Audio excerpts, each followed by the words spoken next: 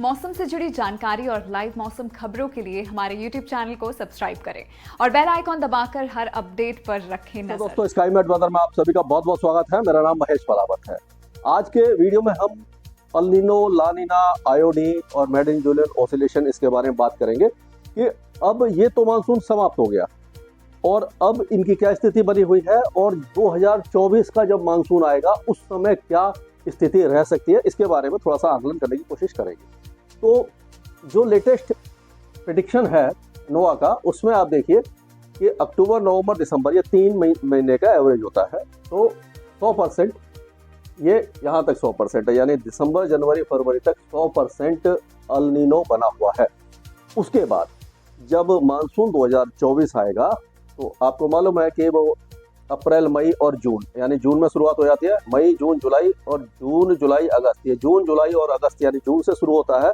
तो यहाँ पर आप देखेंगे कि ला नीना और अल नीनो ऑलमोस्ट बराबर हो गए हैं, यानी कि अल नीनो धीरे धीरे कम होता जा रहा है, काफी तेजी से यहाँ से कम हो रहा है और न्यूट्रल कंडीशन बढ़ रही है। और अल नीनो एकदम तेजी, ये माफ कीजिएगा, अल नीनो जो है वो धीरे धीरे कम हो रहा है, काफी तेजी से न्यूट्रल कंडीशन बढ़ रही है। और ला नीना, जिससे हमारा मानसून अच्छा होता है, वो काफी तेजी से बढ़ने लगा है।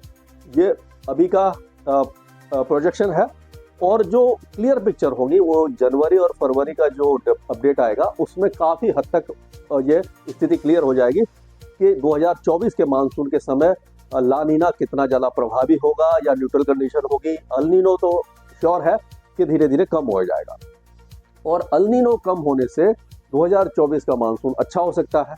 अगर ला नीना ज्यादा बढ़ जाता है तो बहुत अच्छा हो सकता है।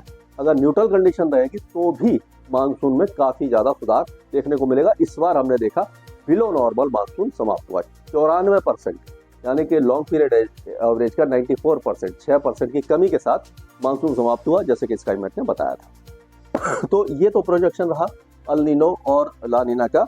अब अगला जो स्लाइड है इसमें हम देखेंगे कि इंडियन ओशन डाइपोल, आपको पता है कि जब पॉजिटिव होता है तो मानसून को अच्छा कर देता है। जो आखिर में जाकर के हुआ था, आपने देखा था कि अगस्त के आखिर में और सितंबर में जाकर के आईओडी पॉजिटिव हो गया, इंडियन ओशन डाइपोल।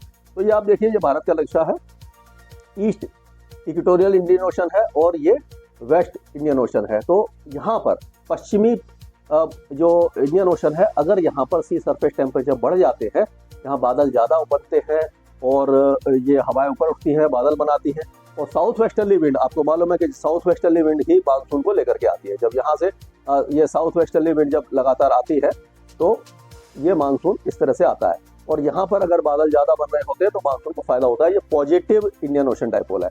अगर नेगेटिव होता है तो यहाँ पर सी सरफेस टेम्परेचर बढ़ जाते हैं और यहाँ पर कम हो जाते हैं। तो ये जो पूर्वी हिंद महासागर है, यहाँ पर जो बारिश ज़्यादा होती है तो ये जो हवाएं आती है यहाँ पर, क्योंकि नेगेटिव होता है यहाँ पर, ये यानी एक उल्टा हो जाता है कि पश्चिमी जो हिंद महासागर है वहाँ पर तापमान कम हो जाते हैं, बादल कम बनते हैं और वो थोड़ा सा हमें नुकसान पहुँचाता है। तो अल नीनो और नेगेटिव आईओडी जो है वो भारत के मानसून को या साउथ ईस्ट एशिया के मानसून को नुकसान पहुँचाता है और ला नीना और पॉजिटिव इंडियन ओशन डाइपोल फायदा पहुँचाता है। तो जो नीनो है, यानी कि नीनो 3.4, यानी जो पूर्वी प्रशांत महासागर में जब समुद्री सतह के तापमान बढ़ जाते हैं तो वो अल नीनो होता है। यानी कि जब जहाँ पर आपको मालूम है जिस जगह पर तापमान बढ़ेंगे वहाँ पर ही बारिश ज़्यादा होगी।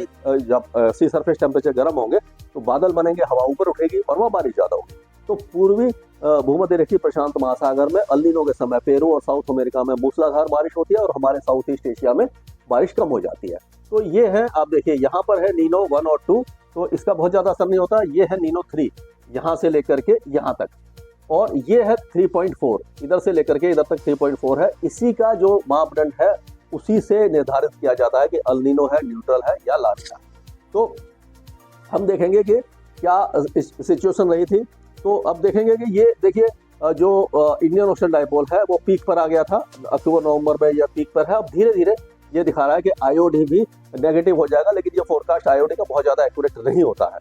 और अगर देखा जाए तो जो नीनो 3.4 है, जो मापदंड है यानी कि बेंचमार्क है अल नीनो, ला नीना और न्यूट्रल कंडीशन का, वो 1.6 के आसपास पिछले 10 हफ्तों से बना हुआ है, यानी कि काफ़ी ज़्यादा ऊपर है। क्या होता है कि जो न्यूट्रल वैल्यू होती है वो 0.5 प्लस या 0.5 माइनस, अगर सी सरफेस टेम्परेचर एवरेज से 0.5 ज़्यादा या 0.5 कम होगा तो पूर्वी प्रशांत महासागर का, तो वो न्यूट्रल कंडीशन होती है। लेकिन अगर उससे ज़्यादा बढ़ जाता है तो अल नीनो बन जाता है। लगातार 5 जो कंसेक्यूटिव मंथ में अगर ऐसा होता है तो अल नीनो डिक्लेयर हो जाता है, और अगर 5 कंसेक्यूटिव मंथ में 0.5 से कम होता है तो ला नीना डिक्लेयर हो जाता है। तो ऐसा है। आगे अब देखेंगे कि क्या होने वाला है। इंडियन ओशन डाइपोल तो अब धीरे धीरे नेगेटिव हो रहा है, और ये क्या होता है कि मई से ये बढ़ना शुरू होता है। अगस्त, सितंबर और अक्टूबर के ये 3 महीने जो होते हैं, इंडियन ओशन डाइपोल काफी ज्यादा पॉजिटिव हो जाता है। यूजुअली ऐसा होता है कि पॉजिटिव तभी होता है, और जब inter tropical convergence zone southern hemisphere में चली जाती है तो सी सरफेस टेम्परेचर यहाँ पर कम होने लग जाते हैं और वो सस्टेन नहीं कर पाता। ये इसका कारण होता है। तो अब देखेंगे ये टाइमलाइन है उसकी, मतलब इंडियन ओशन डाइपोल किस तरह से था, तो अभी पॉजिटिव हो गया है, काफी ज्यादा पॉजिटिव में आ गया है। तो इस तरह से ये अप डाउन होता रहता है। अगर देखा जाए तो ये कम हो रहा है। पहले जो अभी जो 29 अक्टूबर की जो रीडिंग आई है वो 1.36 है। इससे पहले जो 16 अक्टूबर की थी 1.92 थी, और जो 23 अक्टूबर की आई थी उसमें कम हुआ था, 1.79 थी। 1.92 से 1.79 आई, अब 1.36, यानी धीरे धीरे तापमान कम हो रहे हैं। इंडियन ओशन डाइपोल धीरे धीरे न्यूट्रल कंडीशन की तरफ आ रहा है। तो ये अभी तक का ये सारा प्रोजेक्शन था इन सारे चीजों का। और एक और वो है फैक्टर होता है, वो मेडन जूलियन ऑसिलेशन होता है। मेडन जूलियन ऑसिलेशन होता है जो बादलों का समूह है, आप समझ सकते हैं इसको। अगर शॉर्ट में देखें तो भूमध्य रेखा के आसपास पूरे ग्लोब का वो चक्कर लगाता है।